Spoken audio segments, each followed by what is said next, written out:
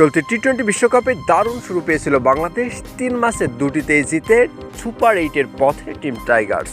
নেপালের সাথে এই ম্যাচটি বাংলাদেশের হতে যাচ্ছে গুরুত্বপূর্ণ ম্যাচ, যে ম্যাচ জিতলেই বাংলাদেশ পাবে বাড়তি সুবিধা এবং কি আগামী 26-এর টি-20 বিশ্বকাপেও অটো চয়েস হিসেবে বাংলাদেশ টি-20 বিশ্বকাপে অংশগ্রহণ করবেন।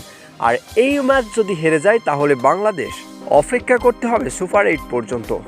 নেপালের বিপক্ষে এই ম্যাচে বাংলাদেশ পাবে বাড়তি সুযোগ সুবিধা, যেখানে ম্যাচ জিতলেই পাবে পরবর্তী বিশ্বকাপের টিকিট।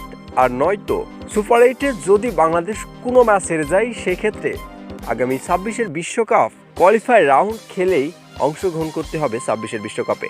সেক্ষেত্রে আগামী ম্যাচটি হতে চলেছে বাংলাদেশের জন্য বেশি গুরুত্বপূর্ণ ম্যাচ। যদিও এই ম্যাচে সুপার 8-এর খুব একটা প্রভাব ফেলবে না, তবে এই ম্যাচটি আগামী বিশ্বকাপের জন্যই অনেকটাই প্রভাব ফেলবে বাংলাদেশের উপর।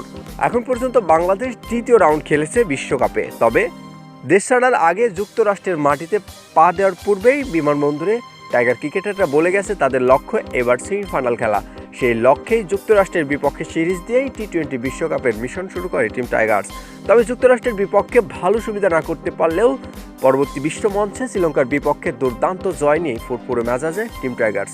শ্রীলঙ্কার পর সাউথ আফ্রিকাকেও লাগাম টেনে ধরেছিলেন সব টাইগার বলাররা, যেখানে আসলে দুর্দান্ত ছন্দে থাকে সাউথ আফ্রিকার ব্যাটারদের করেছেন নাজেহাল। সাউথ আফ্রিকার বিপক্ষে এই ম্যাচে জয়ের খুব কাছ থেকে ছিটকে যায় বাংলাদেশ, তবে নেদারল্যান্ডের বিপক্ষেই দুর্দান্ত জয় নিয়ে বিশ্বমঞ্চে আরও একটি জয় তুলে নেয় টিম টাইগার্স।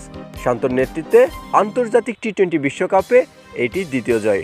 জয়ের ধারা অব্যাহত রেখেই গ্রুপ পর্বের শেষ ম্যাচটি শেষ করতে চায় বাংলার সব দামান ছেলেরা।